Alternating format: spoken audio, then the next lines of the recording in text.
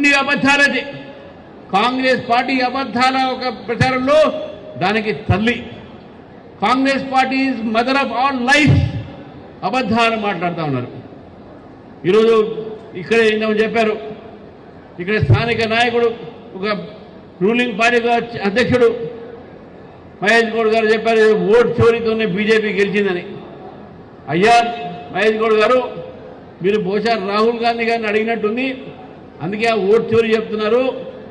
ఏ voter లిస్టుతోనైతే BJP సభ్యులు గెలిచారో అదే voter లిస్టుతో మీ సభ్యులు గెలిచారు. ఏ యంత్రాంగం అయితే ఎలక్షన్స్ ఇక్కడ పెట్టిందో అదే యంత్రాంగం మీకు ఎలక్షన్స్ పెట్టింది. కాంగ్రెస్కి సపరేట్ ఎలక్షన్స్, బీజేపీకి సపరేట్ కాలే. మరి మీరు కూడా 8 సీట్లు గెలిచారు కదా, దానికి మీ దగ్గర జవాబు ఏంది? ఇది ఓటు చోరీ కాదు, ఇది ఓటు చోరీ కాదు, రాహుల్ గాంధీ బ్రెయిన్ చోరీ అయిపోయింది. మెయిన్ అది గుర్తుపెట్టుకోవాలి.